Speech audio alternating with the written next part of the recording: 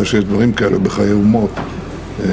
ইসরায়েলের প্রধানমন্ত্রী Benjamin Netanyahu মারা গেছেন অথবা গুরুতর আহত হয়েছেন। হিব্রুভাষী বিভিন্ন সূত্রের বরাতে এমন গুঞ্জন ক্রমেই বাড়ছে বলে জানিয়েছে ইরানের আধা সরকারি বার্তা সংস্থা তাসনিম নিউজ এজেন্সি। বার্তা সংস্থাটি জানায়, কয়েকটি সুনির্দিষ্ট কারণ বা ইঙ্গিতের উপর ভিত্তি করে এই গুঞ্জন ডালপালা মেলছে। প্রথমত, প্রায় ৩ দিন ধরে নেতানিয়াহুর ব্যক্তিগত চ্যানেলে কোনো নতুন ভিডিও দেখা যায়নি। এমনকি ৪ দিন ধরে তার কোনো ছবিও প্রকাশিত হয়নি।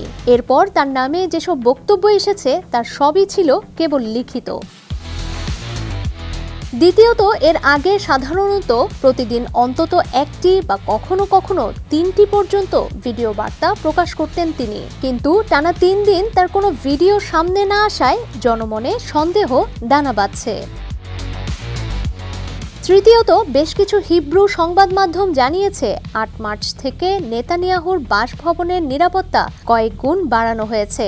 বিশেষ করে আত্মঘাতী ড্রোন হামলা ঠেকাতে সেখানে সর্বোচ্চ সতর্ক ব্যবস্থা নেওয়া হয়েছে। চতুর্থত, ডোনাল্ড ট্রাম্পের জামাতা জ্যারেড কুশনার ও বিশেষ দূত স্টিভ উইটকফের আজ মঙ্গলবার ইসরায়েল সফরে যাওয়ার কথা ছিল, কিন্তু হঠাৎই তাদের সেই পূর্ব নির্ধারিত সফর বাতিল করা হয়েছে। ধারণা করা হচ্ছে উদ্ভূত পরিস্থিতির কারণেই এই সিদ্ধান্ত। পঞ্চমত, একটি সংবাদ প্রতিবেদনে ফরাসি প্রেসিডেন্ট এমানুয়েল মাখোর সঙ্গে নেতানিয়াহুর একটি ফোনালাপের খবর প্রকাশ করা হয়েছে। তবে সেই সংবাদে ফোনালাপের কোনো নির্দিষ্ট তারিখ উল্লেখ করেনি মাখোর দপ্তর। শুধু আলোচনার লিখিত ভাষ্য প্রকাশ করা হয়েছে।